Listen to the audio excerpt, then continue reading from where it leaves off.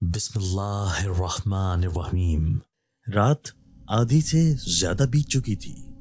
سپیروں کی بستی میں اس وقت ہو کا عالم تھا۔ سب آرام سے سو رہے تھے۔ گرمی کا موسم تھا، اس لیے جھونپڑیوں کے باہر ہی چارپائیاں بچھا کر سب لوگ سو رہے تھے۔ میں اور اماں ابھی تک جاگ رہی تھیں۔ نیند ہم سے کوسوں دور تھی۔ ابا کو گھر سے گئے ہوئے 10 دن ہو گئے تھے، لیکن وہ ابھی تک گھر واپس نہ آیا تھا۔ میں اور اماں ابا کی وجہ سے پریشان تھی۔ اس سے پہلے بھی بہت بار ایسا ہو چکا تھا۔ ابا کسی خاص سانپ کی تلاش میں جنگلوں میں نکل جاتا اور 2 مہینے تک واپس ہی نہ آتا تھا۔ وہ جب بھی گھر سے دور جاتا تھا میں اور اماں بہت پریشان ہو جاتی تھیں۔ اب بھی ایسا ہی ہوا تھا۔ ابا 10 دن سے گھر واپس نہیں آیا تھا۔ یہی وجہ تھی کہ فکر اور پریشانی کی وجہ سے ہم دونوں ماں بیٹیاں رات کے اس پہر بھی جاگ رہی تھیں۔ ابا ایک اس قسم کے سانپ کے جوڑے کی تلاش میں تھا۔ ابا ایسے ناگ اور ناگن کی تلاش میں تھا جس کے بارے میں اسے ایک پاکستانی سائنسدان نے منہ مانگی رقم دینے کا اعلان کیا تھا۔ دنیا میں سانپوں کی بہت سی اقسام پائی جاتی ہیں۔ کچھ ایسی نایاب اقسام ہیں جو انسانوں کے لیے بہت فائدہ مند ہیں۔ سانپ کے زہر سے بہت قیمتی دوائیں بنائی جاتی ہیں۔ اس کے علاوہ سانپوں میں کچھ ایسی خصوصیات بھی ہوتی ہیں جن سے انسانوں کو بہت فائدہ ہو سکتا ہے۔ یہی وجہ تھی کہ ایک میڈیکل کے پروفیسر سائنسدان نے ابا کو سانپوں کا ایک جوڑا لانے کا کہا تھا۔ ابا خود بھی بہت عرصے سے ایک ایسے نایاب ناگ اور ناگن کی تلاش میں تھا جس کی تلاش میں اس کے والد بھی جنگلوں کی خاک چھانتے رہے تھے۔ سائنسدان کے کہنے پر اب وہ دوبارہ اس نایاب نسل کے ناگ اور ناگن کی تلاش میں نکل گیا تھا۔ مجھے باپ کی بہت فکر تھی۔ میں اکثر کہا کرتی تھی، ابا کیا تم سانپ پکڑنے کے علاوہ کوئی اور کام نہیں کر سکتے؟ مجھے سانپوں سے بہت ڈر لگتا ہے۔ یہ تو ہمارے باپ دادا کا کام ہے، کئی نسلوں سے ہم یہی کام کرتے آ رہے ہیں، اسے کیسے چھوڑ سکتا ہوں؟ ابا فخریہ انداز سے جواب دیتا۔ میں ہمیشہ اس بستی سے دور جانے کی خواہش کرتی تھی۔ مجھے یہاں پر سانپوں کی مہک محسوس ہوتی تھی۔ مرد حضرات سارا دن جنگلوں میں گھومتے رہتے اور شام ہوتے ہی گھر واپس آ جاتے۔ ان کے تھیلوں میں مختلف نسلوں کے سانپ ہوتے جنہیں وہ گھر کے کونوں میں رکھ دیتے۔ جب ابا بھی سانپ پکڑ کر گھر لاتا اور ایک کونے میں رکھ دیتا تو میں ساری رات ڈرتی رہتی تھی۔ مجھے ایسا محسوس ہوتا تھا کہ یہ سانپ کسی وقت بھی پٹاری یا تھیلے سے باہر نکل کر ہم سب سے بدلہ لے سکتا ہے۔ ماکو اپنی بیٹی کی اس عادت سے اچھی طرح سے واقف تھا۔ وہ اسے سمجھاتا تھا کہ تمہیں ڈرنے کی کوئی ضرورت نہیں، تمہارے باپ دادا سپیرے تھے، ان سانپوں کو پکڑتے تھے اور تم ان سے ڈرتی ہو۔ ابا کے بارے میں سوچتے سوچتے پتہ ہی نہ چلا اور میں نیند میں کھو گئی۔ دن گزرتے جا رہے تھے لیکن ابا ابھی تک واپس نہ آیا تھا۔ میں اور اماں دونوں بہت پریشان تھی، دل ہی دل میں ابا کی خیریت کی دعائیں مانگتی رہتی۔ آخر 1.5 مہینے کے بعد ایک شام ابا گھر واپس آ گیا۔ اماں صحن کے کونے میں بنائے گئے مٹی کے چولہے پر کھانا بنا رہی تھی۔ میں بھی قریب بیٹھی ہوئی تھی، اماں کی مدد کر رہی تھی۔ ہم دونوں باتوں میں مصروف تھے جب اچانک ہی ابا کی آواز سنائی دی، رانی، او رانی دھی، کدھر ہے؟ رانی کی ماں کدھر ہو؟ ابا ابھی صحن میں داخل نہ ہوا تھا لیکن دور سے ہی مجھے اور اماں کو پرجوش انداز سے آوازیں دینے لگا تھا۔ باپ کی آواز سنتے ہی میں سب کام چھوڑ کر بھاگتے ہوئے ابا سے لپٹ گئی۔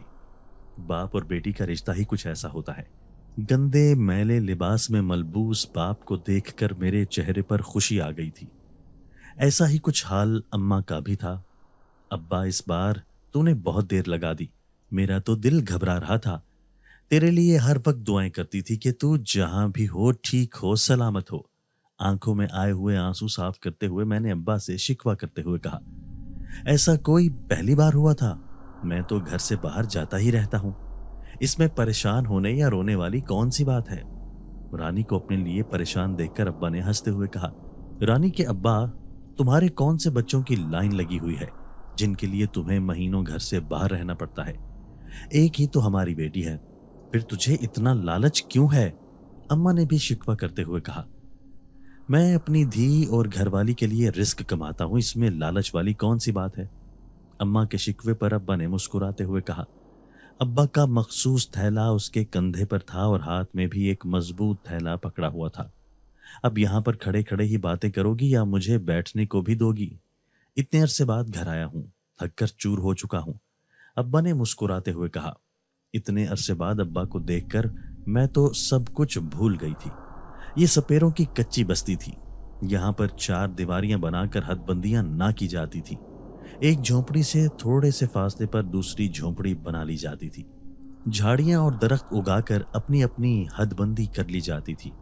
इन्हीं झाड़ियों और दरख्तों की बदौलत ही एक दूसरे से कुछ फासला बरकरार रखा जाता था, वरना तो ऊंची आवाज से बात करने पर भी एक दूसरे घर खबर हो जाती थी कि उसके घर का क्या मसला चल रहा है। आसपास की झोंपड़ियों के मर्द हजरात और औरतें अब्बा को मिलने के लिए आने लगे। अब्बा ने अपना सारा सामान हिफाजत से झोंपड़ी के अंदर रख दिया था।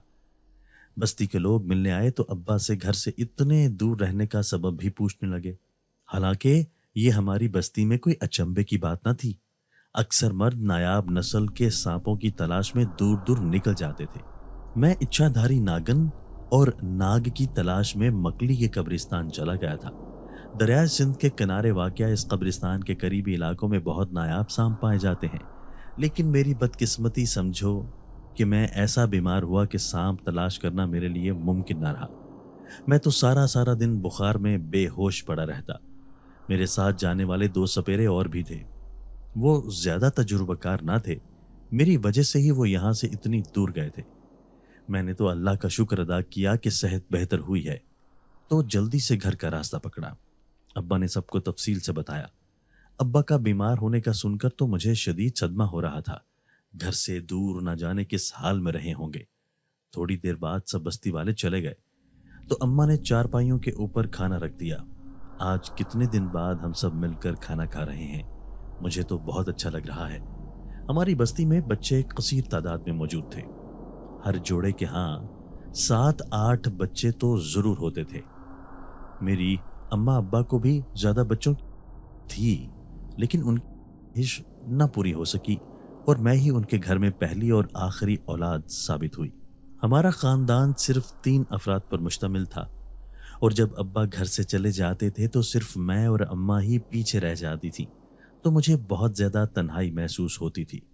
आज अब्बा घर पर थे तो मुझे बहुत अच्छा लग रहा था।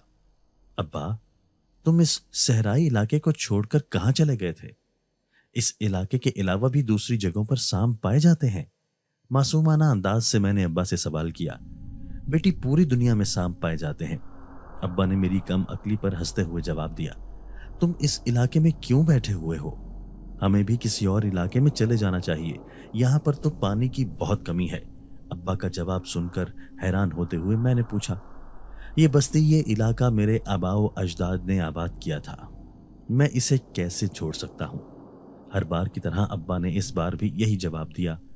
गर्मी बहुत ज्यादा थी, इसलिए सब लोग बाहर सहन में ही चारपाइयां बिछाकर सोया करते थे। अम्मा ने अब्बा का बिस्तर भी बाहर सहन में लगा दिया। सोने के लिए मैं बिस्तर पर लेटी तो अचानक से मुझे याद आ गया, अब्बा, तुम्हारी सेहत खराब हो गई थी तो घर वापस क्यों ना आए थे? कोई बीमार इंसान भी घर से बाहर रहता है, उसी वक्त तुम्हें घर आ जाना चाहिए था। तभी तो मेरा दिल इतना परेशान रहा। अब्बा की बीमारी का सोचकर मैं एक दफा फिर परेशान हो गई और लाड भरे अंदाज से अब्बा पर गुस्सा करने लगी। तुम्हारे सामने हूं, कितना सा बीमार लग रहा हूं। मुस्कुराते हुए मेरी तरफ देखकर अब्बा ने कहा, मुझे क्या पता तुम कितने बीमार हुए थे, इतने कमजोर लग रहे हो। अब्बा की तरफ गौर से देखते हुए हाथ के इशारे से मैंने छोटा सा इशारा किया कि अब्बा, इतने से दिख रहे हो।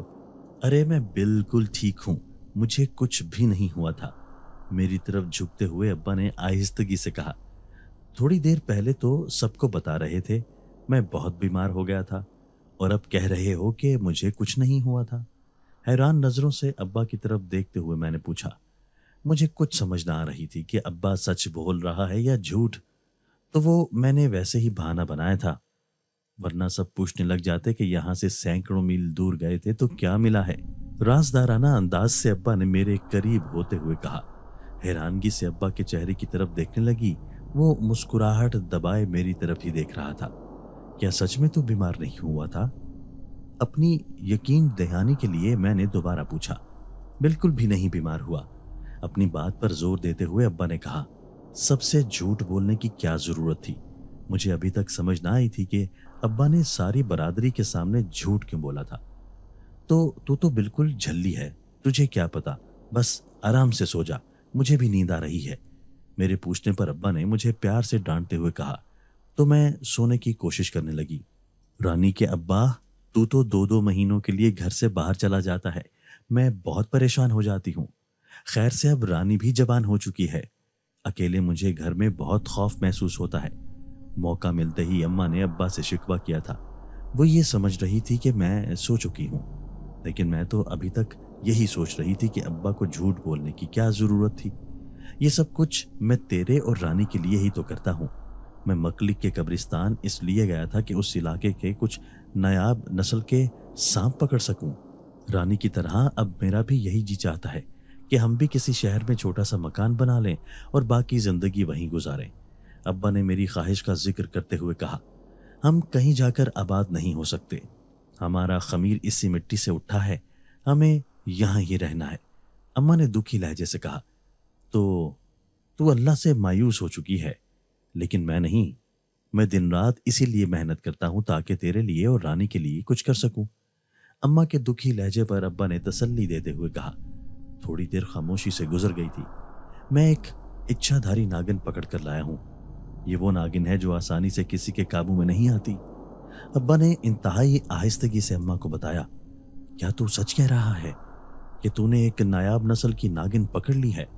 पुरजोश लहजे से अम्मा ने पूछा। उसे यकीन नहीं आ रहा था। ये नागिन बहुत ताकतवर और नायाब है। इसका सुनहरी और काला रंग बहुत कम सांपों में पाया जाता है। तो ये समझ ले, ये तो मलिका नागिन थी जो मेरे हाथ लग गई। इंतहाई धीमी आवाज से अब्बा भी जोशीले अंदाज से बता रहा था। ये तो बहुत अच्छा हुआ। अब तू क्या करेगा? इस नागिन की तलाश में तो तेरा अब्बा भी मारा मारा फिरता था। अम्मा के लहजे का जोश तो दीदनी था। वो खुशी खुशी अब्बा से पूछ रही थी कि अब वो क्या करना चाहता है। बस तू फिक्र न कर, इसका नाग आ लेने दे, फिर देखना मैं क्या करता हूं। अब्बा ने एक लंबा सांस लेते हुए कहा, क्या मतलब है? इसका नाग कौन लेकर आएगा? कुछ समझ ना आने वाले अंदाज से अम्मा ने पूछा। कोई लेकर नहीं आएगा, बल्कि अपनी नागिन की खुशबू सूंघते हुए वो खुद ही आ जाएगा। लापरवाह अंदाज से अब्बा ने जवाब दिया। तुम्हारे कहने का मतलब है कि वो नागिन को बचाने के लिए यहां तक आ जाएगा? अम्मा ने हैरान होते हुए पूछा। तुम बिल्कुल ठीक समझ रही हो। इस नस्ल के नाग बहुत वफादार होते हैं और जिंदगी की आखिरी सांस तक नागिन के साथ जुड़े रहते हैं। अपनी जान पर खेल कर भी नागिन को बचा लेते हैं। मालूमाती अंदाज से अब्बा ने कहा, मुझे तो डर लग रहा है, ऐसा ना हो कि वो नाग हमें कोई नुकसान पहुंचा दे। अम्मा ने खौफजदा लहजे से कहा, इसके लिए तुम्हें परेशान होने की जरूरत नहीं है, ऐसा कुछ भी नहीं होने वाला। इसके मुतल्लिक ज्यादा मत सोचो। अम्मा को समझाते हुए अब्बा ने कहा।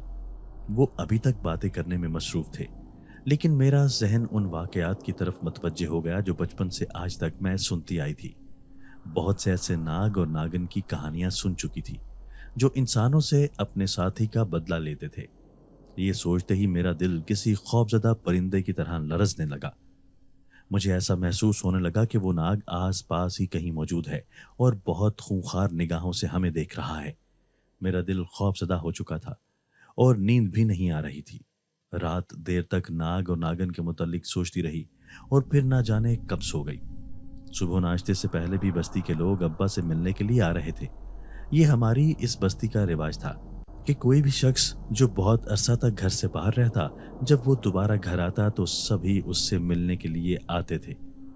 बाहर किसी को अपनी बीमारी का किस्सा सुना रहा था। अब्बा के झूठ बोलने पर मुझे बहुत गुस्सा आ रहा था।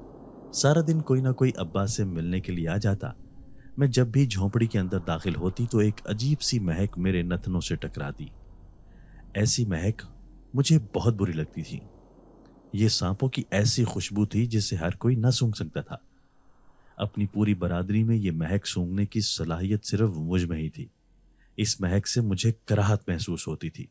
सारा दिन अब्बा घर आने वाले मेहमानों के साथ मसरूफ रहा। न जाने मुझे ऐसा क्यों लग रहा था कि इस नागिन का नाग कभी भी यहां तक नहीं पहुंच सकेगा। सैकड़ों मील का फासला तय करके किसी भी सांप का यहाँ पहुंचना मुमकिन नहीं लग रहा था। अपने इस ख्याल का इजहार मैंने अब्बा के सामने भी किया। अल्लाह ताला ने सांप के अंदर कुछ ऐसी सलाहियतें रखी हुई हैं जिनके बारे में इंसान अभी तक खोज लगाने की कोशिश कर रहा है। ना सिर्फ सांप बल्कि अल्लाह ताला ने अपनी पैदा करदा तमाम मखलूक़ात में कुछ न कुछ ऐसी खुसूसियात रखी हुई हैं जिनके बारे में सुनकर ही इंसान हैरान रह जाता है। अब्बा ने मुझे समझाने की कोशिश करते हुए कहा, यह बात तो बिल्कुल ठीक है, लेकिन मुझे समझ नहीं आ रही कि एक नाग इतने दूर से कैसे आ सकता है। अब्बा की बात से इत्तेफाक करते हुए मैंने दोबारा अपना सवाल दोहराया। तुम्हारे दादा मुझे एक कहानी सुनाया करते थे। विलायत के एक जंगल से एक सांप पकड़ा गया। जब उसकी जांच पड़ताल की गई तो उस नस्ल के सांप पाकिस्तान में पाए जाते थे। सब हैरान थे कि पाकिस्तान में पाया जाने वाला सांप विलायत के जंगलों तक कैसे पहुंचा। मुझे समझाने के लिए अब्बा ने दलील देने की कोशिश की। हो सकता है कि वो नाग यहाँ तक पहुंच आया हो। हम सपेरे लोग या नागन में से किसी एक को भी पकड़ लें तो दूसरा अपने साथी तक खुद ही पहुंच आता है। अब्बा ने हंसते हुए कहा, मुझे शुरू से ही सांपों से खौफ महसूस होता था, इसलिए मैं उनके बारे में ज़्यादा मालूमात हासिल करने की कोशिश भी ना करती थी। अब्बा घर से साफ सुथरे कपड़े पहनकर निकल जाता और शाम को वापस आता। मैं साइंसदान से मिलकर आया हूँ। वो उस नागन की बहुत कम कीमत दे रहा है। मैंने अब सोच लिया है कि उस नागन को बेचूंगा नहीं।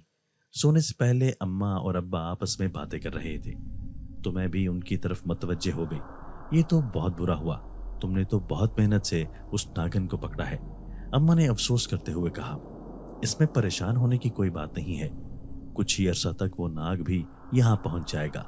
जब वो नाग यहाँ आ गया तो मेरे काबू में ही आ जाएगा, फिर मैं उसे भी काबू कर लूंगा। अब्बा ने पुरजोश अंदाज से कहा, मैं उस नाग और नागन से नागमनी हासिल करूंगा। तू जानती है ना कि नागमनी हासिल करना कितना मुश्किल काम है। एक बार जिस इंसान के हाथ नागमनी लग जाए उसकी तो जिंदगी ही बदल जाती है। अब्बा जोशीले लहजे से अम्मा को आने वाले हालात के बारे में बता रहे थे। अल्लाह करे कि तू जैसा सोच रहा है वैसा ही हो जाए, लेकिन ना जाने मुझे क्यों डर लग रहा है, अम्मा ने खौफजदा लहजे से कहा। अचानक ही हवा में एक अजीब सी महक फैल गई। उस महक से बचने के लिए मैंने अपने नाक पर कपड़ा रख लिया। अम्मा और अब्बा अभी तक बातें करने में मसरूफ थे। ऐसा पहली बार ना हुआ था। अक्सर बाहर सहन में बैठे हुए या अपनी किसी दोस्त के साथ नदी पर जाते हुए मुझे ऐसी महक महसूस होने लग जाती थी। इस महक का मतलब था कि यहाँ आसपास कहीं कोई सांप मौजूद है। इस इलाके में किसी सांप की मौजूदगी कोई हैरान कुन बात न थी। मुझे सिर्फ सांपों की मखसूस खुशबू से तंगी होती थी। थोड़ी देर बाद ये अजीब सी महक आना बंद हो गई। अब्बा हर रोज नागन की पटारी में दूध रखता था। वो नागन को दूध का आदी बना रहा था ताकि वो उसे अपना दुश्मन न समझे। दिन का वक्त था। झोंपड़ी के अंदर बैठना मेरे लिए मुमकिन न था, इसलिए बाहर दरख्त के साए के नीचे चारपाई बिछाकर बैठी हुई थी। अम्मा साथ वाली खाला नरगिस की अयादत के लिए गई हुई थी। वो बहुत दिनों से बीमार थी। बेचारी को बुढ़ापे की बीमारी थी जिसका कोई इलाज न था। अब्बा झोंपड़ी के अंदर पड़ा सो रहा था। मैं अकेली ही बैठी हुई थी जब मुझे एक मखसूस महक का एहसास होने लगा। मुझे इस महक से बहुत नफरत थी। मैं अल्लाह ताला से दुआएं करती थी कि ये खुसूसियत मुझसे छीन ले। सांपों की खुशबू से मुझे कराहत महसूस होती थी। मैं अक्सर ये भी सोचा करती थी कि अल्लाह ताला ने यह खूबी मेरे अंदर क्यों रखी। शायद उसकी वजह यह थी कि मेरे आबा व अजदाद सभी सांपों के व्यापारी थे और अपनी पूरी जिंदगी सांपों के साथ ही गुजार देते थे। अचानक ही मुझे अपने पीछे किसी की मौजूदगी का एहसास हुआ तो मैंने जल्दी से पीछे मुड़कर देखा। एक कमजोर सा आदमी खड़ा दिखाई दिया जो मेरी तरफ गौर से देख रहा था।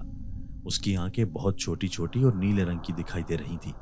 उसे देखकर मुझे एक धचका लगा। ये इस बस्ती का आदमी न था। कौन हो तुम? मैंने उससे पूछा। वो मेरी तरफ मुसलसल देख रहा था। उसकी आंखों से मुझे खौफ महसूस होने लगा। तुम कौन हो और यहाँ क्यों आए हो? उसे अपनी तरफ मुसलसल देखने की वजह से हैरान होते हुए मैंने पूछा। अजीब मफलूकुल हाल शख्स था। अजीब व गरीब किस्म का बोसीदा लिबास पहना हुआ था। क्या हुआ है रानी? किसके साथ बातें कर रही है? अम्मा ने सहन में दाखिल होते हुए ऊंची आवाज से पूछा। गर्दन मोड़कर मैंने अम्मा की तरफ देखा तो वो हैरान नजरों से मेरी ही तरफ देख रही थी। अम्मा, ये आदमी ना जाने कौन है, कहाँ से आया है? मेरी किसी बात का जवाब ही नहीं दे रहा। गर्दन घुमाकर पीछे की तरफ देखते हुए मैंने अम्मा से शिकायत लगाई, लेकिन हैरत का एक शदीद झटका लगा। चंद लम्हे पहले जहां यहां पर एक मफलूकुल हाल आदमी खड़ा था, अब वहां पर कोई भी न था। किधर है आदमी? मुझे तो कोई भी दिखाई नहीं दे रहा। मेरे करीब आकर इधर उधर देखते हुए अम्मा ने पूछा। हैरत में डूबी हुई मैं अभी उसी जगह को टिकटिकी बांध कर देख रही थी। अभी तो यहां खड़ा था, ना जाने एकदम से कहां चला गया। हाथ से उस जगह की तरफ इशारा करते हुए मैंने हैरत से कहा, मैं तुझे देख रही थी, तू अकेले ही बातें कर रही थी, इसलिए मैंने तुझसे पूछा था कि कौन है और किसके साथ बातें कर रही है। मुझे तो तेरे आसपास कोई भी दिखाई न दिया था। अम्मा ने मेरी दिमागी हालत पर शक करते हुए कहा। अम्मा की बात सुनकर हैरत के मारे मैं फटी फटी निगाहों से देखने लगी। क्या तू ये समझ रही है कि मैं तेरे साथ झूठ बोल रही हूँ? यकीन ना करने वाले अंदाज से मैंने अम्मा से पूछा। अरे नहीं नहीं, मैं तो इसलिए कह रही हूँ कि तू अभी आधी नींद में है और आधी जाग रही है, इसलिए तुझे उल्टा सीधा नजर आ रहा है। मुझे समझाते हुए अम्मा ने कहा। मैं बार बार गर्दन घुमाकर उस जगह को देख रही थी जहां पर कुछ देर पहले वो अजीब व गरीब आदमी खड़ा था। मुझे अपनी आंखों पर यकीन न आ रहा था। ये मेरी नजर का धोखा नहीं हो सकता। यहाँ क्यों बैठी हुई हो? झोंपड़ी के अंदर चलकर लेट जाओ। अम्मा ने मुझे दरख्त के नीचे से उठने के लिए कहा। मैं झोंपड़ी के अंदर नहीं जा सकती, मुझे सख्त बू आती है। तो तू जानती है कि मैं सांपों की बू मुझे किस कदर नागवार लगती है, लेकिन किसी को मेरी परवाह हो तब ना। दुखी लहजे से मैंने शिकवा किया और अंदर जाने से मना कर दिया। एक तो तुम्हारी इस आदत से मैं बहुत तंग हूं। हमें तो कोई बू नहीं आती, तुम्हारी नाक में अल्लाह ताला ने ना जाने क्या लगा दिया है। डांटते हुए अम्मा झोंपड़ी की तरफ बढ़ गई। मैं अभी हैरान थी कि वो अजीब सा आदमी अचानक कहाँ चला गया है। शाम से कुछ देर पहले मेरी बस्ती की 2 सहेलियां आ गईं। उन्हें देखकर मुझे बहुत खुशी हो रही थी। मैं पहले ही बहुत उदास थी, उनके आने से मेरा दिल खुश हो गया था। थोड़ी देर बातें करने के बाद हम लोग नदी जाने की इजाजत लेकर घर से चल पड़ी। ये एक छोटी सी खूबसूरत नदी थी जो हमारी बस्ती से कुछ ही फासले पर थी। बस्ती के लोगों का जिंदगी गुजारने का सारा दारोमदार इसी नदी पर था। नदी किनारे पर लगे हुए खूबसूरत सायादार दरख्त और हरी भरी घास बहुत हसीन लगती थी। मेरा दिल चाहता था मैं यहाँ से वापस ही न जाऊं। नदी के ठंडे पानी में पांव लटकाकर बैठने का अपना ही लुत्फ होता है। ठंडे पानी से लुत्फ अंदोज होते हुए हम बातें करने में मसरूफ रहीं, जब अचानक ही मेरी निगाह कुछ फासले पर लगे हुए एक दरख्त पर पड़ी। मेरी आंखें हैरत से फैल गईं। वही अजीब व गरीब बोसीदा से लिबास वाला शख्स टिकटिकी बांधे मेरी तरफ देख रहा था। मुझे हैरत का शदीद झटका लगा और खौफ भी महसूस होने लगा। क्या हुआ है रानी? उस तरफ किसको देख रही हो? मुसलसल एक ही जगह पर देखते हुए शब्बों ने हैरान होते हुए मुझसे पूछा। मैं उस तरफ दरख्त को देख रही थी, उसके नीचे कैसा अजीब सा शख्स खड़ा है। मुझे लगता है कि तू पागल हो गई है, दिन में देखने लगी है, हमें तो कोई आदमी दिखाई नहीं दे रहा। मेरे चेहरे की तरफ देखते हुए शब्बों ने हैरान होते हुए कहा। क्या तुम्हें उस दरख्त के नीचे कोई आदमी खड़ा दिखाई नहीं दे रहा? हाथ से दरख्त की तरफ इशारा करते हुए मैंने पूछा और एकदम से हैरत का एक और शदीद झटका लगा। उस दरख्त के नीचे अब कोई ना खड़ा था। मैं बेयकीन निगाहों से उसकी तरफ देखती रही। मुझे अभी भी यकीन नहीं आ रहा था कि मेरा वहम है, वहां पर कोई शख्स ना खड़ा था।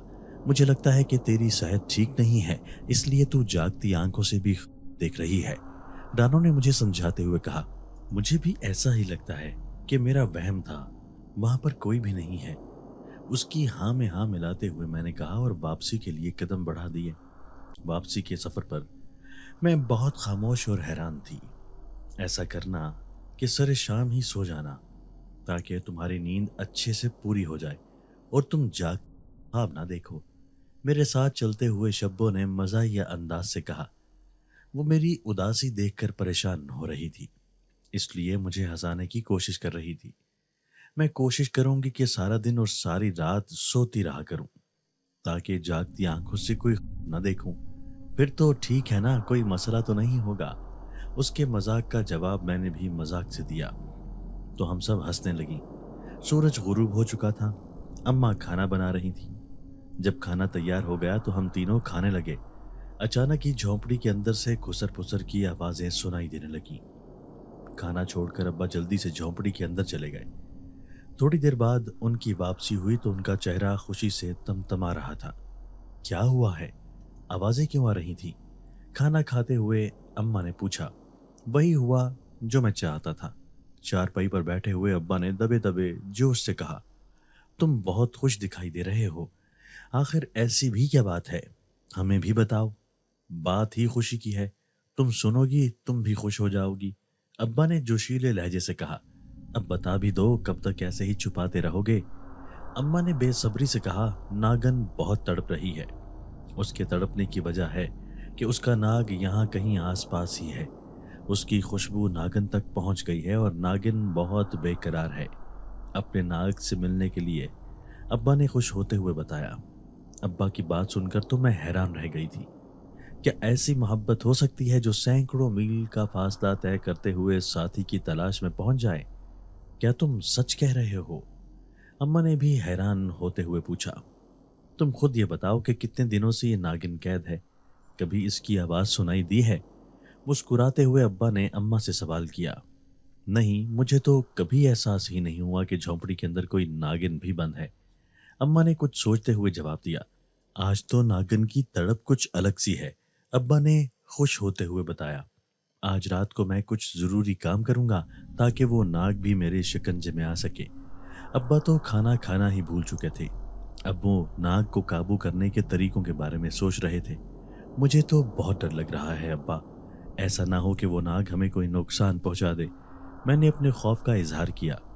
एक तो तुम्हारी बात सुनकर मुझे बहुत हैरत होती है। तुम्हारे आबा व अजदाद सपेरे थे और तुम छोटे मोटे सांपों से भी डर जाती हो, अब्बा ने मसनूई गुस्से से डांटते हुए कहा। अब्बा, अपने नागन को अपनी कैदी बनाया हुआ है तो नाग अपने गुस्से के इजहार के लिए कुछ भी कर सकता है। अगर वो नागन तक पहुंचने के लिए इतना लंबा सफर तय कर सकता है तो उसको कैद करने वाले को भी नुकसान पहुंचा सकता है ना? फिक्रमंदाना अंदाज से मैंने पूछा। अरे पगली, मैं उसे काबू करने के तमाम हुनर जानता हूं।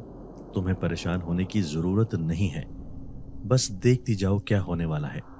हमारी किस्मत हम पर मेहरबान होने वाली है, मुझे समझाते हुए अब्बा ने खुश होकर कहा। खाना खाने के बाद नाग को पकड़ने के लिए अब्बा मुख्तलिफ जाल बिछाने लगे। सबसे पहले अब्बा ने नागन की बंद पटारी के करीब एक प्याले में दूध डालकर रखा। इसी तरह अब्बा ने सहन में भी 2-3 मकामात पर प्याले में दूध डालकर रख दिया था। उस दूध से क्या होगा? अपने काम से फारिग होकर अब्बा बिस्तर पर लेटे तो मैंने पूछा। इस दूध से नागिन को पता चलेगा कि हम उसके दुश्मन नहीं बल्कि दोस्त हैं। ये दूध दोस्ती की अलामत है, अब्बा ने संजीदगी से जवाब दिया। नाग ये दूध पिएगा या नहीं? सांप की दोस्ती के बारे में सुनकर और भी हैरत हुई और हैरत से पूछा, अगर उसने ये दूध पी लिया तो इसका मतलब है कि वो हमें कोई जानी नुकसान नहीं पहुंचाना चाहता, बस वो नागन तक पहुंचना चाहता है। लेकिन अगर उसने दूध ना पिया तो उसने अपनी दुश्मनी का इजहार कर दिया, अब्बा ने तफसील से बताया। ये भी क्या बात हुई? क्या सांप भी इंसानों की तरह दोस्तियां और दुश्मनियां रखते हैं? न समझी के अंदाज में मैंने पूछा। बेटा, ये दुनिया इस हाथ दे उस हाथ दे के उसूल पर चल रही है। अल्लाह ताला के पैदा करदा हर मखलूक इतनी अक्लमंद और इतनी मुकम्मल है कि इंसानी सोच भी वहां तक नहीं पहुंच सकती। कुछ जानवर हो या परिंदा, वो अमन व अमान और पुरसुकून माहौल पसंद करता है। लड़ाई झगड़े और मार कुटाई किसी भी मासूम मखलूक को पसंद नहीं होती। अब्बा ने एक लंबा सांस लेते हुए गहरी बात की थी। सांप तो इंसान का दोस्त नहीं हो सकता, वो तो इंसान को अपने जहर से मार देता है। जहन में उभरने वाला सवाल जल्दी से पूछ लिया। एक बात याद रखना कि सांप हमेशा अपने बचाव के लिए इंसान पर हमला करता है। बुनियादी तौर पर सांप इंसानों से दूर रहना ही पसंद करते हैं। सांप भी इंसानों को देखकर डर जाता है और वहां से भागने की कोशिश करता है। लेकिन अगर इंसान उसकी राह में रुकावट बने तो फिर अपनी जान बचाने के लिए उससे डसता है। अब्बा ने एक हैरान कुन बात बताई थी। हमारी बातों के दौरान अम्मा सो चुकी थी और अब्बा को भी नींद आ रही थी, इसलिए मैंने खामोशी इख्तियार कर ली। अभी कुछ ही देर गुजरी थी कि मुझे एक मखसूस महक महसूस होने लगी। खौफ से मेरे रोंगटे खड़े हो गए थे। हो सकता है कि वही नाग हो जिसकी नागिन झोंपड़ी के अंदर कैद है। सांप की महक को महसूस करते हुए मेरे जहन में सबसे ख्याल नाग ही का आया। मेरा पूरा बदन खौफ से लरसने लगा था। ऐसी बात न थी कि मैंने कभी सांप ना देखे थे या मैं नाग और नागन के बारे में ना जानती थी। ये फितरी बुजदिली थी जो मुझ पर हावी हो रही थी। नाग की महबूबा हमारे कब्जे में थी और अपनी महबूबा को हासिल करने के लिए वो कुछ भी कर सकता था। ये सोचकर ही मेरा जिस्म लरजने लगा। काफी देर गुजर गई थी, लेकिन सांपों की मखसूस महक मुझे अभी तक महसूस हो रही थी।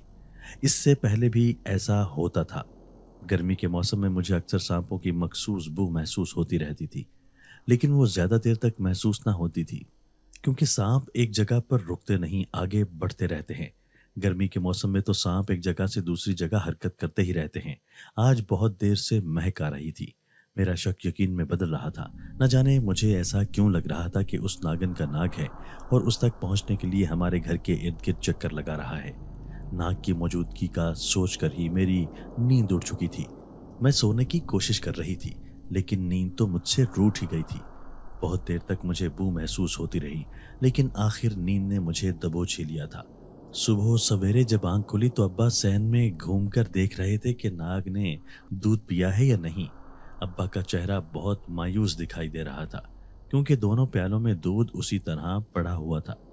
नाग ने ना पिया था। मुझे तो हैरत इस बात पर हो रही थी कि यहाँ पर तो बहुत से छोटे मोटे जानवर फिरते रहते हैं, बिल्ली, कुत्ता वगैरह। उनमें से भी किसी ने दूध ना पिया था। अब्बा झोंपड़ी के अंदर गए तो खुशी से झूम उठे। नागन के पास रखे हुए दूध का प्याला खाली था। इसका मतलब था कि नाग हमारी झोंपड़ी के अंदर तक पहुंच चुका है। उसे खबर हो चुकी है कि उसकी नागन इस झोंपड़ी के अंदर कैद है। अब्बा खुशी खुशी बता रहे थे। मेरे लिए भी ये सब कुछ बहुत हैरान कुन था कि नाग अपनी नागिन के लिए किन किन मराहिल से गुजर रहा है। ये मोहब्बत की एक अनोखी दास्तान मेरे इल्म में आई थी। मुझे नाग और नागन पर बहुत तरस आ रहा था कि हम इंसान लालच में आकर कैसे किसी की हस्ती बस्ती जिंदगी को तबाह कर देते हैं। इस प्याले में से नाग ने दूध पी लिया है, जिसका मतलब है कि वो सिर्फ नागन को हासिल करना चाहता है, हमें कोई तकलीफ नहीं देना चाहता। अब्बा पुरजोश अंदाज से बता रहे थे। क्या अब तुम नागिन को छोड़ दोगे? रहम के जज्बात से मगलूब होकर मैंने अब्बा से पूछा, मुझे लगता है तू तो बिल्कुल पागल हो चुकी है। इतनी दूर से मैं उस नागिन को पकड़कर इसलिए लाया था कि मैं अपने जंगल में उस नाग और नागिन को छोड़ दूंगा। उस नागिन को भी अपने काबू में करना चाहता हूँ, अब्बा ने तुष लहजे से कहा। उन्हें मेरी बात पसंद आई थी। अब्बा, तूने बाहर प्यालों में भी दूध डाल कर रखा था, वो तो नाग ने नहीं पिया। जहन में मचलने वाला एक और सवाल पूछ डाला। अल्लाह जानता है कि वो किस रास्ते से झोंपड़ी के अंदर दाखिल हुआ होगा, और झोंपड़ी में रखा हुआ दूध तो उसने पी लिया है ना, यही बहुत है। अब्बा ने लापरवाह अंदाज से जवाब दिया। बाहर रखा हुआ दूध तो इसी तरह प्यालों में पड़ा हुआ है। वो किसी और जानवर ने भी नहीं, ना ही किसी बिल्ली या कुत्ते ने भी पिया है। मेरे लिए ये बहुत हैरत की बात है। अब्बा के सामने मैंने अपनी हैरानगी का इजहार कर दिया था। ये दूध खास तौर पर मैंने नाग के लिए ही रखा था, और इस दूध के ऊपर मैंने कुछ ऐसा अमल किया था कि कोई और जानवर ना पी सके, इसलिए किसी भी जानवर ने नहीं पिया। तुम्हें ज्यादा सोचने की जरूरत नहीं है, अब्बा ने मेरी हैरत दूर करते हुए कहा, और मुझे इस बारे में ज्यादा कुरेदने से भी मना कर दिया। तो मैंने खामोशी इख्तियार कर ली। अब मैं इंतजार करने लगी कि कब वो नाग भी पकड़ा जाएगा और अपनी नागिन से मिल सकेगा। मुझे उन दोनों की जुदाई पर बहुत दुख हो रहा था। अगर मेरा बस चलता तो मैं उस नागिन को आजाद कर देती, ताकि वो अपने नाग से मिल सकती। दरख्त के साए में बिछी हुई चारपाई के नीचे बैठकर मैं नाग और नागिन के बारे में सोचती रही। अब्बा उस वक्त घर न था और अम्मा झोंपड़ी के अंदर मौजूद थी। दरख्त के साए के नीचे मैं अकेली बैठी एक कपड़े पर कढ़ाई कर रही थी। वक्त गुजारने के लिए मैंने अम्मा से कपड़ों पर कढ़ाई करना सीख लिया था। मैं अपने काम में मगन थी जब सांपों की मखसूस बू मुझे अपने इर्द गिर्द महसूस होने लगी। मैं गर्दन घुमाकर दाएं बाएं देखने लगी। मेरे आसपास कुछ भी न था, लेकिन मुसलसल सांपों की महक आ रही थी। अपने दिल में कोई भी ख्याल लाने के बजाय मैंने काम पर तवज्जो देना शुरू कर दी। मैं जानती थी कि इस इलाके में बकसरत सांप पाए जाते हैं, और गर्मी के मौसम में सांपों की महक आना कोई हैरान कुन बात न थी, इसलिए सिर्फ अपने काम पर तवज्जो देती रही। अचानक ही मुझे खुद पर किसी की नजरों का एहसास हुआ, तो मैंने सर उठाकर देखा। अपने सामने काले और सुनहरे रंग के बहुत बड़े नाग को देखकर खौफ के मारे मैं मुंजमद हो गई थी। नाग अपनी नीली नीली आंखों से मेरी तरफ गौर से देख रहा था। अचानक से मुझे एहसास हुआ कि ये आंखें मैंने इससे पहले भी कहीं देखी हैं, लेकिन कहाँ देखी हैं ये याद नहीं आ रहा। नाग का मुसलसल मेरी तरफ देखना मेरे रोंगटे खड़े कर देने के लिए काफी था। मैं चीखना चाहती थी, अम्मा को बुलाना चाहती थी, लेकिन मेरी आवाज तो हलक में ही फंस कर रह गई थी। अब्बा घर में दाखिल हुए और सीधा झोंपड़ी की तरफ बढ़ने लगे। नाग एकदम से गायब हो गया। उसके जाते ही मैंने शुक्र का सांस लिया और भागती हुई झोंपड़ी में आ गई। क्या हुआ रानी धी, ऐसे डरी हुई क्यों लग रही है? अब्बा ने हैरान होते हुए मुझसे पूछा। मेरा सांस अभी भी बहुत तेज तेज चल रहा था। क्या हुआ है, कुछ तो बताना। मोशी पर अब्बा ने जल्दी से कहा। वो बाहर नाग था। अटक अटक के मैंने जवाब दिया। मेरा खौफ अभी तक खत्म ना हुआ था। कोई सांप देख लिया है तुमने जिससे डर गई हो? समझ न आने वाले अंदाज पर अब्बा ने पूछा। सांप नहीं, नाग था, उस नागिन का नाग। पटारी की तरफ इशारा करते हुए मैंने ऊंची आवाज से कहा। अच्छा, ये बता किस रंग का था? मेरी बात सुनकर अब्बा ने बेताबी से पूछा। काला और सुनहरी रंग का बहुत बड़ा नाग था, जिसकी नीली नीली आंखें थी। नाग का तस्वुर जहन में लाते हुए मैंने उसके बारे में बताया। मुझे यकीन था कि वो नाग अपनी नागिन तक पहुंचने की कोशिश जरूर करेगा। मेरा ये तजुर्बा भी कामयाब रहा। अब बहुत जल्द वो नाग भी मेरे कब्जे में होगा। अब्बा ने खुश होते हुए कहा। मुझे तो उस नाग और नागिन पर बहुत तरस आता है। तुमने नागिन को अपने कब्जे में करके नाग को बिल्कुल तन्हा कर दिया है। उधर ये नागिन तन्हा और इधर वो नाग तन्हा। दुखी लहजे से मैंने कहा। तू परेशान ना हो, तुझे दुखी होने की जरूरत नहीं है।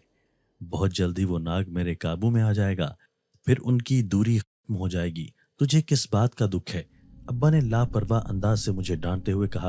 अब्बा की डांट पर मैंने खामोशी इख्तियार कर ली। शाम के वक्त अब्बा घर पर ना था। मैं सारा दिन नाग और नागिन के बारे में ही सोचती रही। मुझे उस नाग पर रश्क आ रहा था, जो अपनी महबूबा के लिए अपनी जान की परवाह भी न कर रहा था। ऐसी तूफानी मोहब्बत की कहानियां तो मैंने बहुत सुनी थी, लेकिन पहली बार देख भी रही थी। अम्मा, उस नागिन को अब्बा ने क्यों कैद किया हुआ है? अम्मा काम में मसरूफ थी जब मैंने दुखी लहजे से पूछा। हम सपेरे हैं और हमारा काम सांप पकड़ना है। इसी काम के जरिए हमें खाने के लिए नसीब होता है, इसलिए तुम्हारे बाप ने इस नागिन को पकड़ा है। अम्मा ने तफसील से जवाब दिया। शायद उन्हें मेरी जहनी कैफियत का अंदाजा हो रहा था, इसलिए तफसील से बताया। ये जुल्म नहीं है कि हम अपने खाने के लिए दूसरों की जिंदगी तबाह कर देते हैं? खोए हुए लहजे से मैंने पूछा। इसमें जुल्म वाली कौन सी बात है? तुम्हारा बाप 2 महीने घर से बाहर रहा, जंगलों जंगलों की खाक छानी, और तब जाकर ये नागिन मिली है, और तुम कह रही हो जुल्म है? अम्मा ने गुस्से से मुझे डांटते हुए कहा। मोहल्ले की एक औरत भागती हुई हमारे घर में दाखिल हुई। अरे बहन, गजब हो गया, खाला नरगिस मर गई है। बरसों से बीमार थी, अल्लाह ने उनकी मुश्किल आसान कर दी। यह औरत खाला नरगिस की दूर पार की रिश्तेदार थी।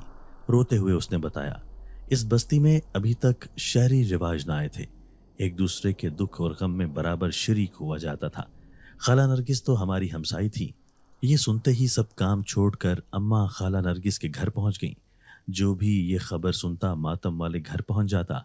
औरतों के रोने और बैन करने की आवाज़ें हमारे घर तक आ रही थीं। अब्बा भी घर वापस आने की बजाय खाला नरगिस के घर ही पहुंच गए। खाला नरगिस के घर में थोड़ा बहुत मर्दों के बैठने का इंतजाम कर दिया गया था।